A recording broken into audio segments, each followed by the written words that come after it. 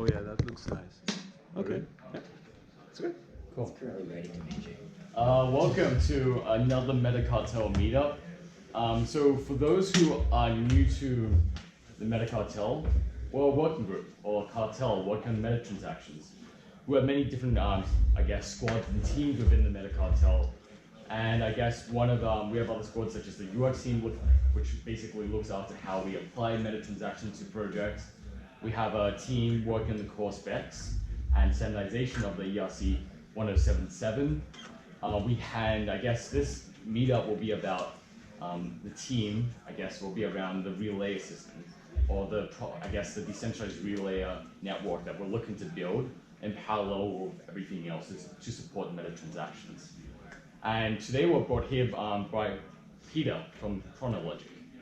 And yeah. Hey everyone, so for those who don't know me, I'm working at Chronologic. We did a Ethereum alarm clock. It's essentially scheduling transactions in the future. You can build recurring payments and some more fancy things as well. The whole thing is that we build and we obviously working on that continuously, but we have the decentralized network of relayers for our protocol. And at some point we figure out that's actually very like a generic problem to be solved. And yes, we know that all of you just working for the same thing. Our approach is not really perfect. It's quite inefficient, right? So we don't wanna talk about this. The only thing, the purpose for this is to try to just discuss different approaches on how to actually create this decentralized network of relayers. One of the problems is that if you have like multiple incentivized parties to do some operations for you, is it like now or in the future, whatever, you always get into the troubles that because there is some incentivization, they try to do that at the same time, more or less, right? So what I think is there's a need for some cheap and pretty good and robust coordination algorithm, whatever way to coordinate those nodes. As you know, whoever is working with EVM and Solidity, you can actually create a lot of fancy stuff, but they're way too expensive, and the whole purpose for this is to be cheap, right? Yeah, so I don't know whoever have something up and running already or some thoughts. I actually can just, because I don't think it's gonna be be talking all the time. It makes no sense. My soul is a bit in pain, so yeah. I think it will be good because I think there's a lot of new people and some people were on our implementation, and I don't have a feeling that everybody is on the same page. What is general the technological idea? So it would be good to do I don't know, 3-5 minute introduction. Okay, guys. So what is this thing about? There's quite a lot of different approaches how to do this. We call it a delegated execution because you essentially delegate some execution to someone else. Essentially, you pay for that. It might be with Ether or tokens. There are different goals for that. We're using this for scheduling just to incentivize the execution in the future. Universal logins use this to onboard users without Ether. Right? Other people using this for subscriptions and recurring payments, but essentially it's the same thing. So obviously the standardization on the format of the assigned message is important, and I think what you did is pretty good, and just it's probably some additional things, maybe, I don't know. And then if you have this signed messages floating around, then there is two approaches on who's gonna relay those messages. The no-brainer, and this is really something that we should discuss, and I talked to most of the people that are interested.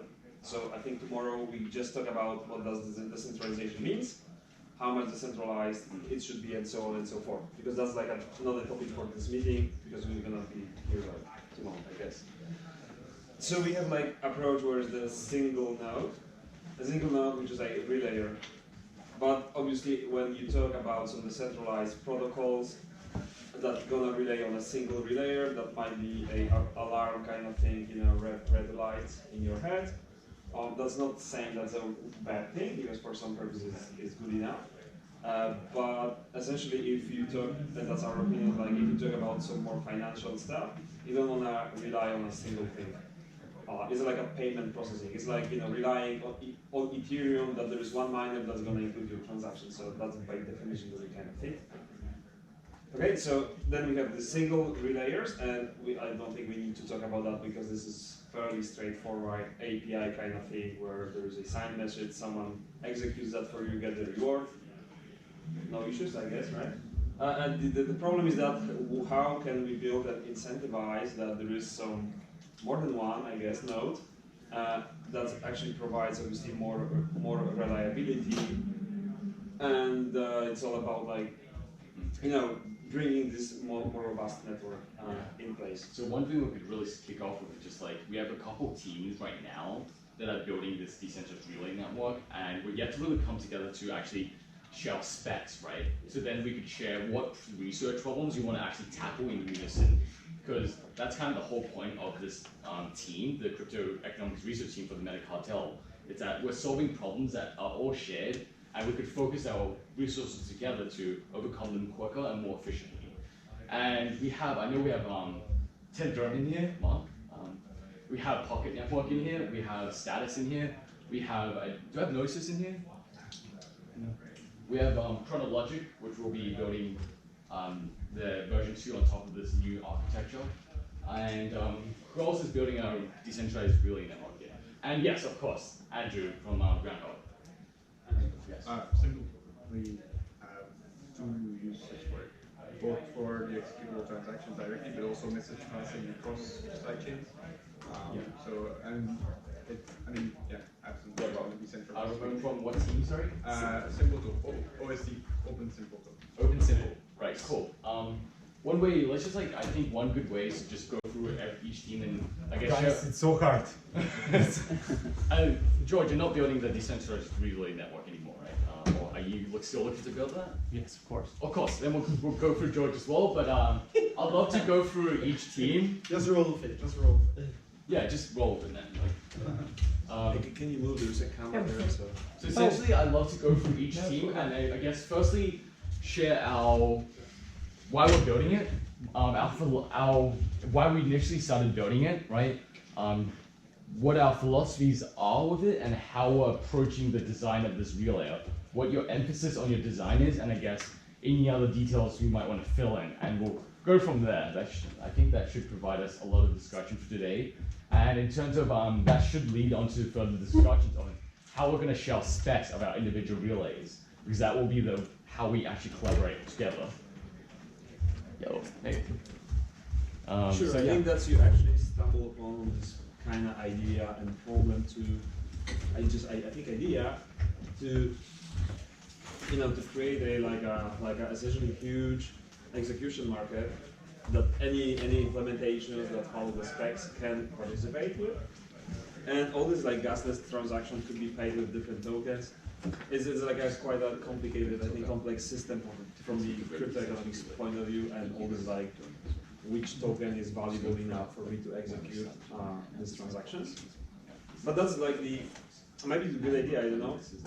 But essentially, in theory, it provides the biggest like reliability, because you can potentially have like many nodes that is gonna be there for you to execute for you. Yeah, that sounds good. Sure, Ethereum is not scalable enough to like have like many of these transactions, because you're always down to the limits of the blocks, you know.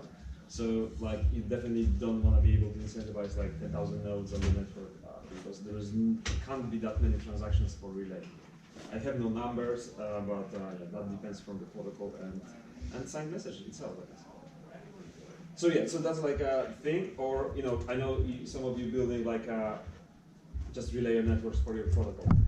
So I'm not sure what we should like really discuss. Either like, you know, some like utopian idea of like huge execution market, or like let's talk about big time, like high level concerns or the directions, not details, right? There's too many.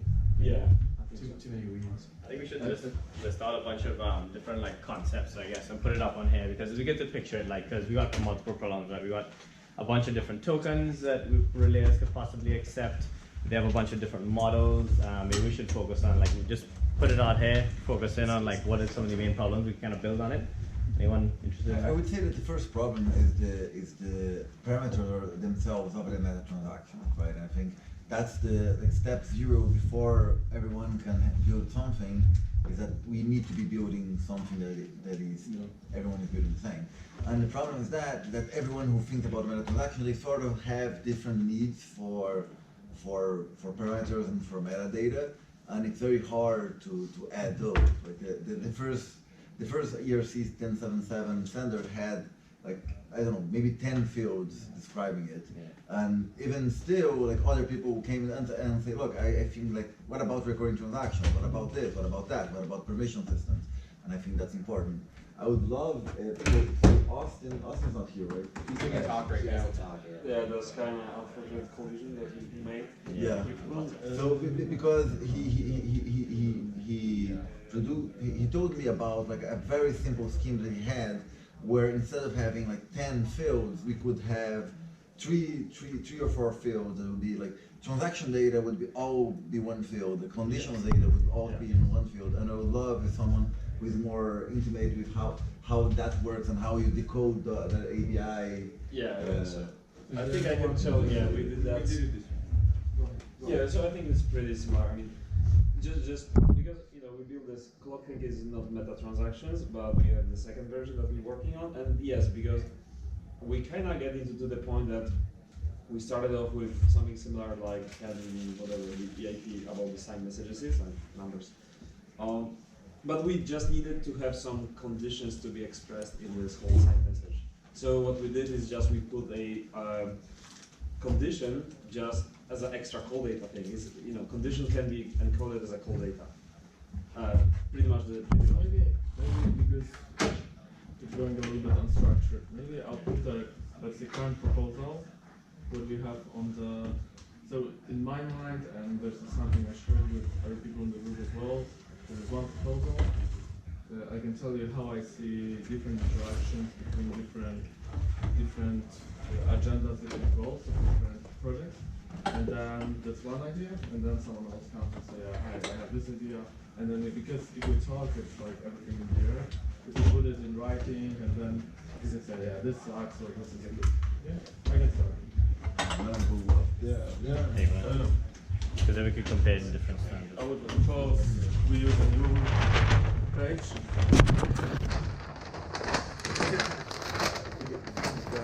You can rip it off.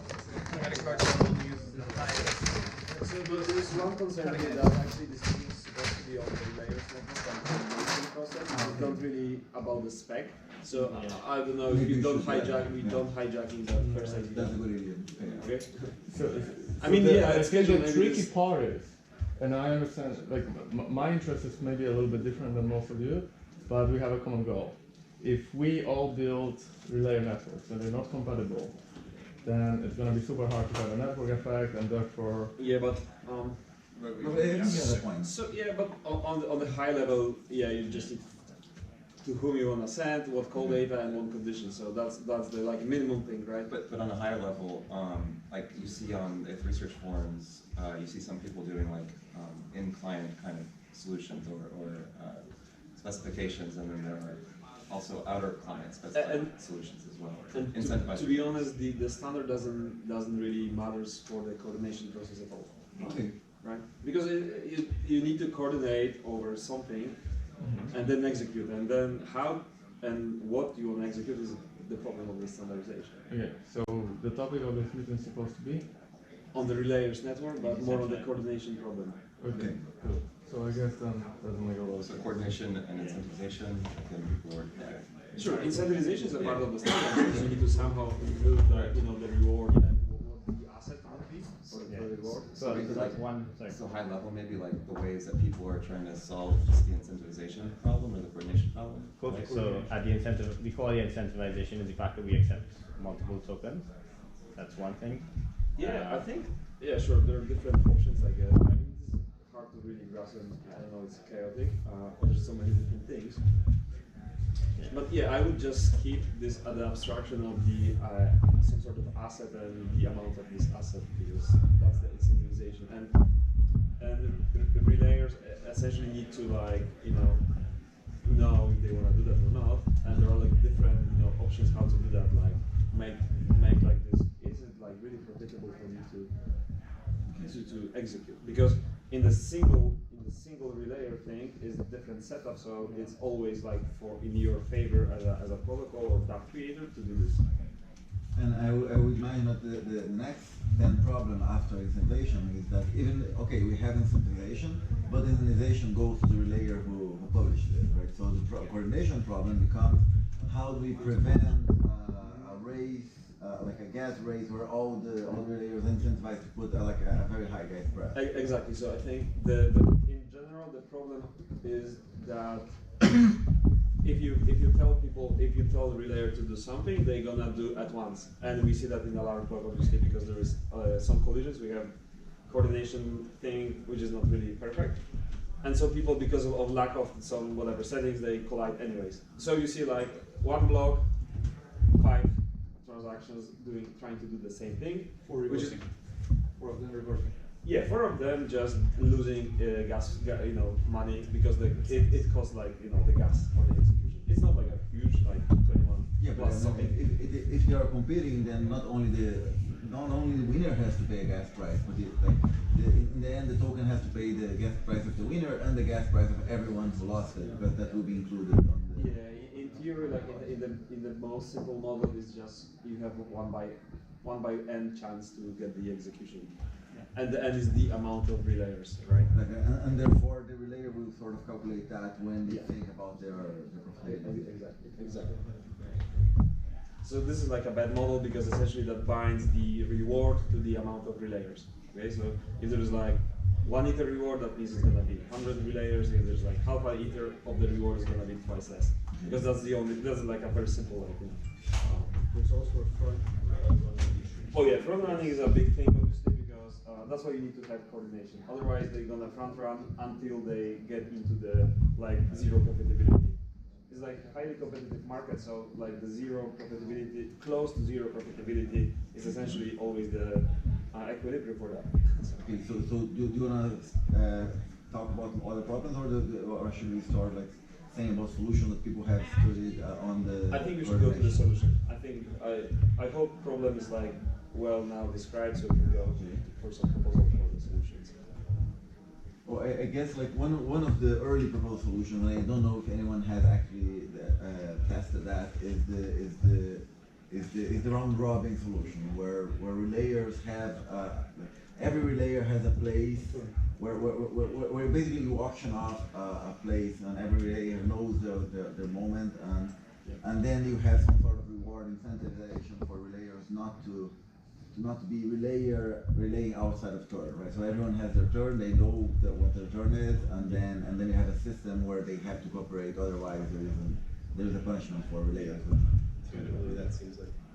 Yeah, but the fact that it seems very good, but Yeah, go ahead. but there are some problems here, like when it's public whose turn it is in future, they can be DOS attacked, for example, that particular node, or there can be also other problems. So, The network might be congested and it's not able, he's propagating the transaction, he's not making it on time because the network is congested, it's paying slowly back to problem number 1. yeah, so I think if this is a good start to have a list of relayers, then it would be really good if you can select one randomly in a fair way. Yeah. And So just continue something.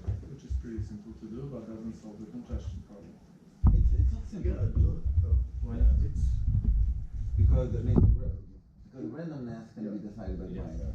Yeah. Source of randomness is a big problem. It's really difficult. There are multiple proposals for that. That's also something that some of us. I would like to get to the point when the issue that miner can decide on randomness is a problem for relayer. Exactly. I think the same. I mean, the starting point for us was that we've been trying to get always One question, maybe I don't, because I heard this about miner a lot, but doesn't it mean if the miner wants to change the hash of the block that he needs to do additional work, like a lot of additional work? Yes. So that would mean that he needs to resign from the block that he already has signed. Yes. Well, you So don't that- need to really use the current block hash. You can use block hash minus 10, which is really hard because you need to have at least 10 blocks mined by Yeah, yourself. essentially. Okay. Or maybe like -100 is like with confirmations. So it's not a problem until the relayer network reward starts competing with the mining reward. Yeah. So I wouldn't worry about it for the next couple of years. Couldn't we propose to the proof of stake implementing that meta transaction so every node that accepts the direct transactions but also accept meta transactions, so the gas relayers are actually working the proof of stake as well? So we don't have that problems anymore because then we didn't have race conditions. You're proposing something that would go into a new hard fork where it's like a content structure. No, you don't need a hard fork because if you make the nodes that validate the blocks, they can accept this transaction and include by themselves, and then they use gas price zero, the alter transaction of gas price zero. Of course, this is not solution for now. We need that in proof of stake. I think that we could do that for the miners, like for example, the mining pools could implement that. That's a problem because of the mining pools, but once we have the proof of stake, we will have more decentralization in this block validation, and then would be. You guys, I'm going to explain like a high-level idea and shoot holes in it. So, okay, we have some list of people who have signed up to be a relayer. One of the issues is liveness, but I'll get to that in a sec. But so basically, what happens is the actual meta transaction itself, its state, like its hash, basically is, for all intents and purposes, random in that way. Now, it's not going to fix like censorship, but you can pick out of the list of people who have signed up to be a relayer who that is associated with, who based on the actual state of like the hash of the box of stuff, who that corresponds to. So now to solve the liveness, basically it's related to time. So for the first X time, the person who it directly maps to is only the person who's allowed to do it. And as time window expands, the more people are able to do it. And the way to like not have people DDoS the membership list is they have to have a stake locked up to be part of the membership list. And then you don't need to worry about slashing or anything because they had to just have the capital. So it's like if you have more capital to lock up, it's fine. If you have more membership slots, you'll just have a higher % chance of being the one that's selected, basically. So that's pretty much the same thing that we've been working on. I like trying to grasp. And if you look, I think it's pretty much, but it's very similar to like Ethereum 2.0 construction, where there is like a beacon chain to provide the randomness, and there is a staking contract on the mainnet. So we're building pretty much the same thing. The only difference is that the randomness doesn't have to be that secure, in my opinion, because one reason is that the relayer status are fairly on a small rewards, and they never gonna reach like high. I think they can't really reach the higher rewards because than the block inclusion rewards. And secondly, I think the meta transaction is gonna be it's gonna go away when we get the account abstraction. So it's not like a very long term, I think, solution. So that's why it's like, we're looking at the perspective of maybe 2-3 years, I don't know, whatever they kind of estimates they have on the account abstraction. So it's like, obviously we're just trying to create some assumptions to make things easier, right? Because we kind of try to spec out the whole thing, and all of a sudden we like, it turns out that we need to build like Ethereum 2.0 for the relayers, right? Which might be an overkill, I guess.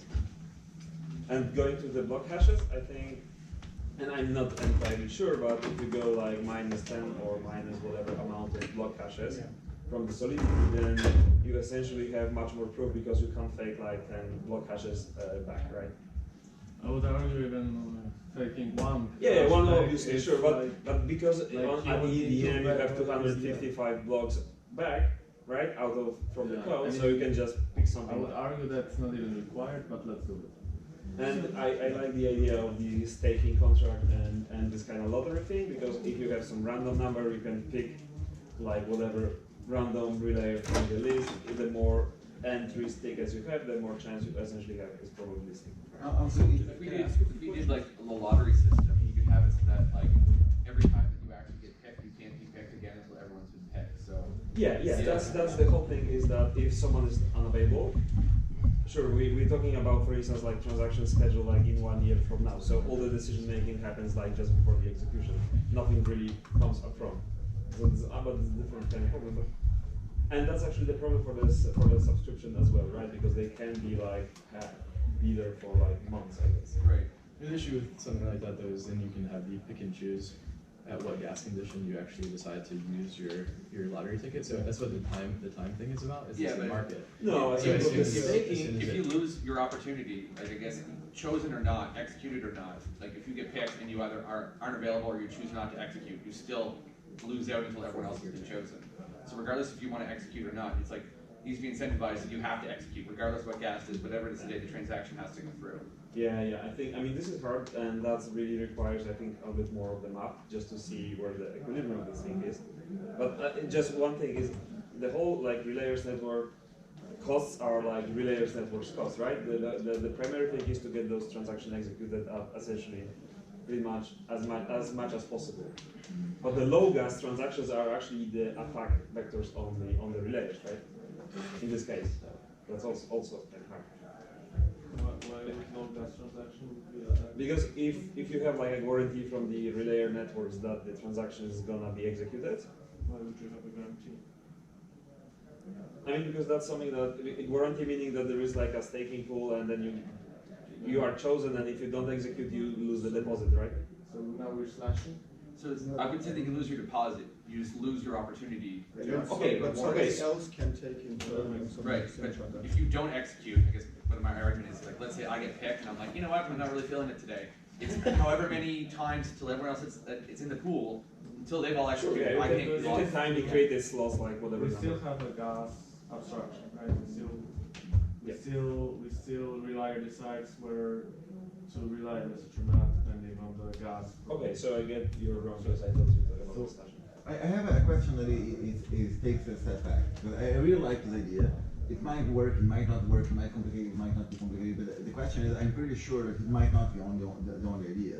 And then the question is, should the method of the pick of the relayer or the relayer network or the relayer method be a part of the standard or be a part of the transaction, in the sense that when the user signs the transaction, should they say, look, I want to choose the round robin transaction, the round robin relayer network. I want to choose this private relayer network, or should it not, right? Or should it go and will there multiple relayer networks implementations then? I would argue that it could be a separate smart contract related standard that the smart contract regulates who can be the relayer and how does it, it's randomized order This it is should one thing also on be the- window of opportunity for a given relayer. I don't think you need to do this on chain. Like you have the list of validators, everyone can selectively see their distance to the transaction hash and you challenge it. So where is that list maintained? Well, the list of validators It's is on on chain. that chain. Yeah, because you need to have some Right. way to I enforce mean, the that's transfers. some randomization is not. Yeah. Oh, I see what you're So saying. I have two questions. It could be a few methods. In terms of the idea that you guys had. So my first question is more remark. At the moment, it requires a change in Solidity in order for this to be implemented, because you cannot get the hash in Solidity in order to verify that this is exactly the relayer that is the one that took the lottery based on the hash of 10 blocks we had done before. Basically, in a Solidity method, you can only take the hash of the current block. You cannot see that in the past. But no, I think it would just be based on the transaction, right? Not the blocks. I don't understand why you need blocks for randomness. You just the Because actual you can transaction eliminate the itself. liveness problem for this hash. Eliminate the liveness problem for this number. because you can have a list of relayers that there's 10 and the second one is picked, the second one is not And like there is anymore. also is there a problem with order of this transaction to be executed? Okay, so let's But agree like, on one you thing. like- Is there one relayer at the given moment who's processing all the meta transactions, or there is one relayer per transaction that is processing given transaction? There are two now computing This is about, Yeah, I was about to get to this too. I would like say that one thing is that we can have like each block, like it's one relayer CERN, and they can submit a batched meta Good, transaction. that's, So that was the next words coming out of my mouth was that I think the goal would be that try to one transaction per block is gonna sound crazy, but actually like maybe like 120 operations inside that actual batch operation, depending on what you're doing. So the goal being that one relayer is try to fill an entire block every time that they relay an X number of Yeah, it has some problems Be with that. careful with that. So first of all, I will make it one block window opportunity because that's completely depending on the miner whether the transaction will go in or out. So I was thinking like 10 blocks. Yeah, of windows of we using some opportunity. custom Sure, I just window meant for the the goal being execution. And I would rather slice it into multiple small transactions and push it as a one because then you need to outperform your gas price. You need to outperform everybody else in the block to fill in the block. If you split it into smalls, and you spread it across a couple blocks, it might be much cheaper. Anyone who ever did the token drop knows what I'm talking about. Yeah. And also might be a good idea to include, I mean, someone has to set the gas price, right? So, I mean, we're using something like, actually the person who schedules put the like minimum gas price that they want this transaction to be executed. No, but we have two. Yeah. Sorry. I think randomness probably isn't the right approach here, because randomness is useful when most relayers want to process most transactions, but I'd say just use a market approach and like do a batch auction commit reveal, where a given relayer has a reason for being a relayer and might only have some tokens that they think are worth accepting. So in a sparse network like that, it's better to just let the market find matches rather than assuming that everyone wants to be randomly assigned for a given transaction. Yeah, I mean, I agree on this approach. The only drawback is that these kind of auctions tend to be more costly for the coordination. Yeah. So the other kind of way of the spectrum is that I think this coordination process should be as cheap as possible. That's why we kind of look at these like primitive things on the EVM. Otherwise, you can be like fancy, like, you know. And one more thing there is that actually this removes the incentive from different layers to share with each other, which basically means that the user either has to tell to the whole network, or if he tells to one or two or three people, they can decide that, okay, this is a transaction that is very profitable on the token that I'm taking for and I'm looking for. I'm not going to share it until it's my turn. And what's wrong with sharing with the whole network? Sorry? What's wrong with sharing with the whole network? What's wrong with sharing With the user sharing it. The user sharing with Yeah. 100 different layers. I'm not sure what's going to be the mechanism of doing that. I mean, opening 100 connections and telling 100 different nodes one and the same thing. Or just broadcast on a channel that But they've where? all opted into subscribing to. And then it's the mechanism and infrastructure of the channel. Sorry. Yeah. And I think it's a fair point to consider that pure randomness might not be working either, because I think you need to have some form of hysteresis, because you have a nonce. If one user sends a lot of consecutive transactions, then they will be randomly sent, and then the order of the nonce. No, the randomness is just the order of the relayers who can offer the transactions. And I understand now we're discussing the option when there's one relayer turn to submit all the transactions for you to network, right? So that's not in relation with. Has anyone worked with 0x? It feels like a very similar analogy, right? You guys know why that would be? They have the same with relayers. Yeah, That's problem. I have a question on the scheme where like there's a time limit. The transaction itself has no information on when the transaction was signed or when the transaction was. So how do we know when is that the start of a transaction that can be relayed, right? Because the idea is that like in the first block, like one relayer can do the transaction, and then like 10 blocks, 2 relayers can, and then 20 blocks, 4. But what is the starting transaction? Because that information is not on the transaction itself. Unless we want to. So this was proposed by you to increase the number of relayers that can include a transaction, but that's one approach. Then time becomes important. But I was thinking like you have a pool of transactions, and each relayer has a window of opportunity to submit and get rewarded. And okay, if they choose to submit this transaction, well, they get rewarded for it, but if not, the next relayer whose turn it is, they can take the transaction from the pool and submit it. But then you're talking about a turn base. He was talking about a thing where there are multiple relayers and multiple transactions are assigned to multiple relayers, and then they are. Yeah. Well, no, mine's turn based, but just that like your turn is very quickly given up if you don't react immediately. Because the problem is if you have a single turn-based thing, then you have really serious liveness problems where like, oh, are you alive? Oh wait, they died. Are you alive? Oh wait, they died. So you have to have like a pretty quick opening of allowing different people to do it, or just like allow everyone to do it. But then you have. But then how does it work in a turn that multiple people can join? How do you know that? Okay, so like you know the degenerate case where it's everyone's turn. The problem is that competition increases price. So the idea is you do one person's turn, and now you have liveness. So it's a spectrum. So the idea is you do one person's turn, and then slowly make it available for everyone. And so you gain liveness as time increases by increasing competition. If the transaction itself has no information. Yeah, you need to solve time. That's a valid point. I mean, I think by default that those transactions they are like just executed now on the spot. And if you want to have some time like delayed things, so you need to probably put something like timestamp, whatever. If that's necessary, because I'm really losing you. Like, let's start with. Are you saying that there is more than one relayer? Okay, so imagine this. We can do this in this room. So we have an algorithm that drops a pinpoint directly on my head in this room. We're all relayers. I have basically immediately this circle begins expanding outwards. Okay. And so at the very first moment, I'm in the circle and I can submit. Yeah, it's the whole network.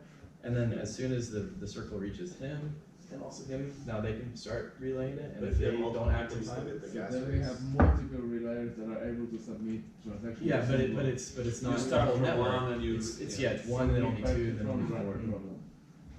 And the issue is that cost increases linearly with the number of people competing. So that's why you increase the number of people competing slowly. Like or I mean, in theory, if you have some random whatever number that actually translate to a index in like a contract of the relayers, then you can just go forward like +1, +1, +1. That's I guess. Yeah, the issue that's exactly what I'm. I mean, yeah, sure, but those people might not be like available, right? But there must be some. That's exactly what I'm suggesting. The problem is you do need time though in order to have it where it's valid. I understand the let's say number of blocks. Yeah. The window of opportunity, as I call it. Let me try to rephrase what you're saying to see if I understand if that works. Okay, we have like we have a round table here, and then like when it's your turn, you can do all the transactions that are. No, this is for any given. Shall we draw it because I think I'm gonna explain. Let's say it's your turn right now. You can do every single transaction. But his turn, just before, that means that he can do almost all transactions. So in a sort of in your turn, you can do all the transactions. And then after every turn, you don't lose the power to do all transactions. You just have statistically less chance of doing transactions until at some point you have the power to do transactions. So in the sense that you can do all transactions in your turn. When it's his turn, you can do still let's say 50% of the transactions on the table. When it's his turn, you can do let's say a quarter of the transaction on the table.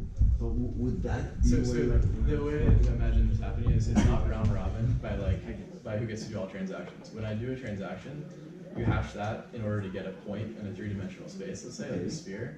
And basically the person who signs up to the subscription list, their identity is some point on the sphere. Okay. And so if the point that the message hits might not actually hit a person, it might hit somewhere between people. And then because there's no one there, no one can do it until that area expands and people who are around it. Yeah. So this is like kind of how peer-to-peer networks work with like content discovery and stuff. So I draw it. I think it's really simple. The picture is really simple. So there's a list of our relayers and our blocks. Let's say this is the first block, second block, third block. And let's say we randomly pick one guy. We can do it in a smart contract, but we can do it outside, doesn't matter. And we say from here to here, you have opportunity to submit transactions. Now we cannot put them all one in the pack and put it into one block because this significantly decrease the probability that it's actually going to be mined because you have to compete with all other transactions from outside the relay network, right? So we rather split it into small chunks, and we can safely assume that not all the transactions going to make it, even with best intention of relayer. And by the way, relayer most likely going to change the gas price that he's going to use to relay all those different transactions based on the gas price provided to the signed message, right? That's easy. Second thing that we discussed so far is that we're going to randomize the order. Someone said, yeah, but you cannot be chosen again if you already been chosen a moment ago. that I think we cannot do, because otherwise we go through list all of guys and there's gonna be just one guy left to be randomized, and we can do a DDoS attack for that guy, right? So we just choose at random, but that's fine. Some people gonna get a little bit more often. Some guys gonna be chosen a little bit less often, but in the infinite time, everybody gonna get chosen exactly the same amount of time. So that simplifies a lot the design, yeah? So if we decide to do, let's say, that a couple guys can do the same, have an opportunity to do to push transaction in the same block, that's gonna lead into collisions, and one guy gonna pay for the transaction that's gonna fail, which will increase the price of the network, which contradicts to our purpose, which is to be cheap, and that would be the summary of our discussion. Everything's correct? Good. Except if you have a coordination step for choosing who does the transaction, in the case where multiple people could do it, then you don't pay the extra cost. You have the cost of the overhead of doing that coordination, but you don't actually lose. So there is so what you're saying, there exists a process that in given block we know who is passing the transaction, right? Yeah. So that's what we already have here, right? Is that any different from what we do now? I'm talking about the collision condition that you just drew. So there are two guys. So we either have one block and only one guy that is in the window of opportunity to pass the transaction, right? Or we have more. Which one is it? Because if we have one guy, then that's the solution. If we have multiple, then one guy will pay for the transaction that's gonna fail, right? Yeah, those are the two scenarios. There are only two scenarios, right?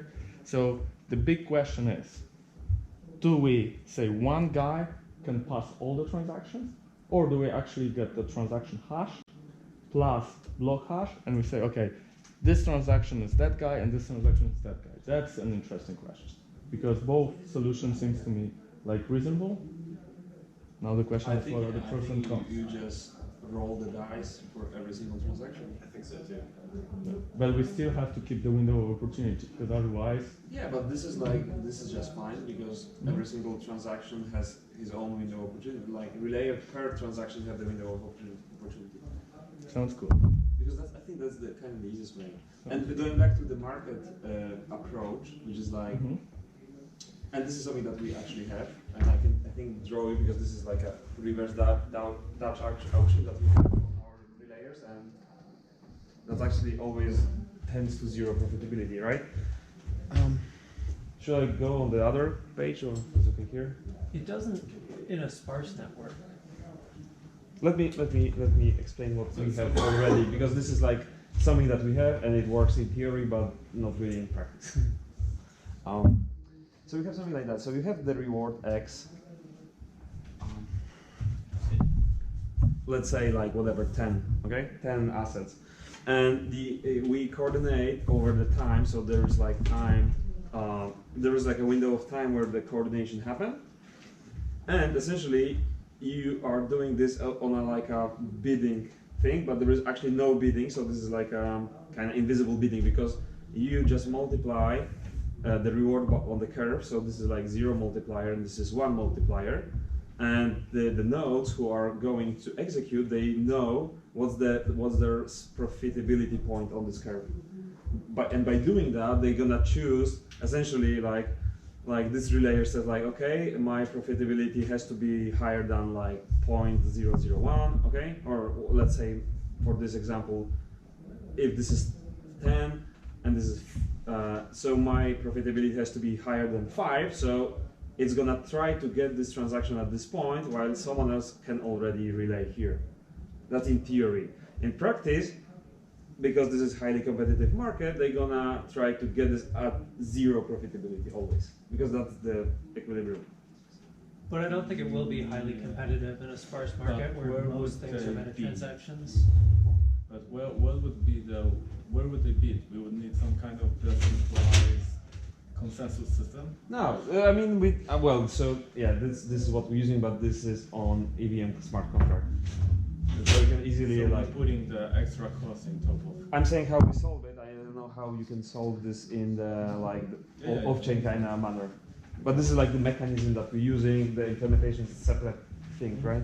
Yeah, but I mean, every time we're gonna run into, let's say, synchronization consensus issues, there's always an option to run a PAR network between relays, right? So we can have this cheaper consensus on the side. I don't think it's needed, but just because oftentimes we go into and we need consensus on that. Yeah. We don't really so we already have a list of validators. It's here on the whiteboard, right? So we can run a PAR network, right? You don't need to go, I guess, to PAR network because the moving assets between over the bridge is going to be more expensive than the PAR network just to make some decisions, right? Yeah, I said, but here I think the trick with the whole thing, and I don't think we kind of said that, or maybe we did, is that if you have this random number, and then actually there is no really like anything like stored anywhere because you have this like label and you know what's your turn. Like people staying in the queue, they know that I'm gonna be after you and you will be after me. And they don't need to have like assigned numbers like 1, 2, 3, right? That's the coordination. So do we have it solved or what? Well, sorry, can I ask like why you chose like to have to select a relayer based on a single transaction rather than having a relayer submit all transactions? One common support of that approach for us would be like, so granted we do subscriptions, if we were blasting like 1,000 subscriptions to the relayer network, I'd rather probably like have 1,000 different relayers trying to put those all over the globe than rely on one. So if anyone ever did a token drop, so like when you pass a bunch of transactions in the same time, only some of them gonna go through. And that depends on gas and everything. But if you pass like 100 transactions, it ain't gonna even land in the mempool. It's gonna slide to your batch somewhere in the middle, and it ain't gonna be. So it will just in other words, it will reduce average time for transactions to pass. The most likely approach is that what guy says, like every single transaction sent by different relayer. That's the most likely like inclusion, I think, condition. And with and batching is just an optimization. So unless we don't need to optimize, which we don't actually know, then let's not do that again. I think we should optimize. I really want to re-raise the point because it was sort of cited. I do think it's so valid that if the nonce of your executable transaction is not respected by the memory pool of the miners, and you do want to take into account when you're distributing these transactions that you try to. That's a good one. That's a good idea. The way you can solve it is use source address. Source address or transaction hash. You need to just group from the one because you need to serialize a batch. That's a big one. You still have source of randomness. The way we have that problem. It's like on Ethereum it's the same. You just essentially you need to wait for a transaction to get blocked. You want to restart. Because overall, I don't think we need strong consensus on chain, but I might be wrong about that because the rewards aren't it because this is a 2-0 margin. And it's mostly that if you're honest, you stand to gain something because if you're dishonest, your cost by sending the wrong transactions that are going to revert is going to cut into your profit margins quite easily. Also, there's an interesting thing that if you have like a staking pool, then you need to consider if there is going to be any slashing whatsoever, then actually the cost of slashing has to be like known and who gets this slashing thing redistributed. Because what I'm saying, like if you have like dispute, then it might not be profitable for you to follow the dispute and you just pass it by, right? Okay. so it might not be even like it has to be there in place like this arbiter thing, but might not be even used because it might not be profitable to like to get back this small reward because the cost of getting this reward is higher than the reward itself. But an arbitration or an on-contract check could be maybe sufficiently just checking that you're in the whitelist, that you are staked, so that you can be challenged later. Because if you send a transaction at a time where you're not entirely I think you don't need to like really have it. If you want to have a challenge, then you obviously assume that the challenge is going to happen like just when you're like close to the execution, right? So because you can't challenge like months later, makes no sense. But with the challenge, What would you charge? No, because someone else misbehaved because you don't enforce. No, what I'm saying, like you don't really need to enforce the validator's order on what. Why would you just block it in relay smart contract? Huh? You just block it in relay smart contract.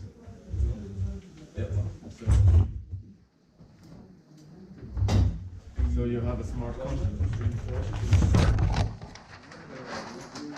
By misbehavior, it means someone passed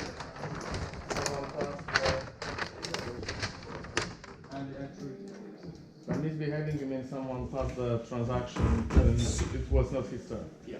Well, you cannot, the miner cannot be sure, the relayer cannot be sure because he just propagates transaction on the network, and now that's not in his power to decide whether the transaction is going to be mined or not. He can only maximize the probability. No.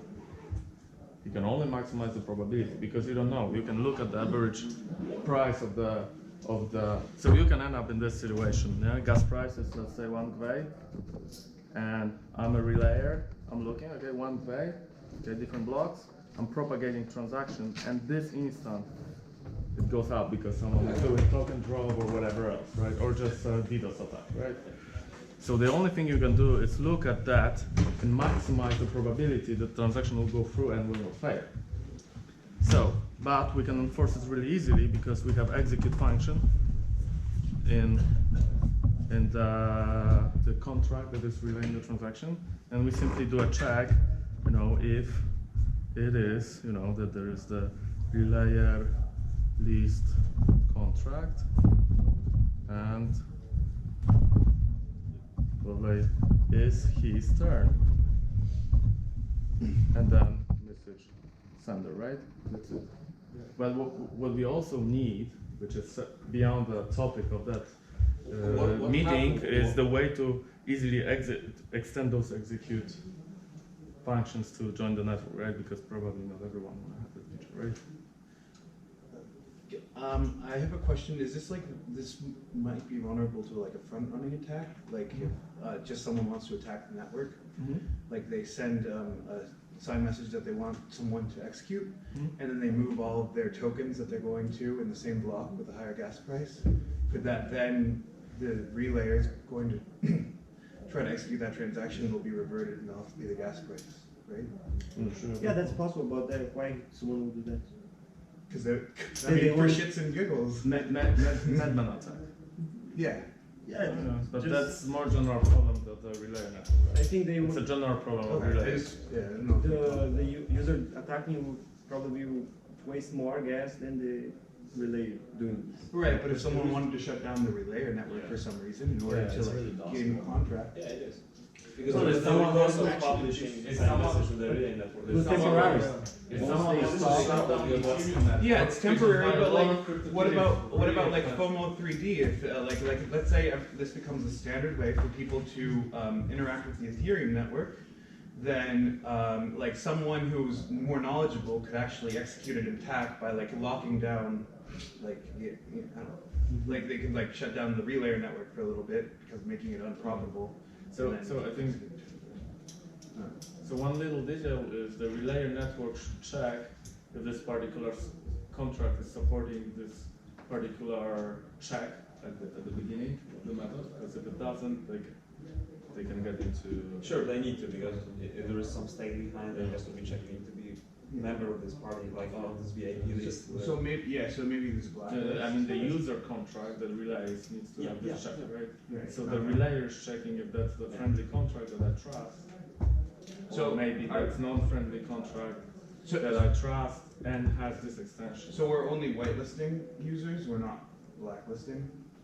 What do you mean? Well, like, especially for like the front running, the one way to solve it would just be blacklist addresses that do that. You can't really blacklist because it's a civil problem. You don't know that. You can create like infinite amount of addresses every single time. Yeah, you keep blacklisting like the tool blacklist is really big because you need to transfer them. I can generate a new address every single time. exactly. But it It's would, like but our it- reputation. Like,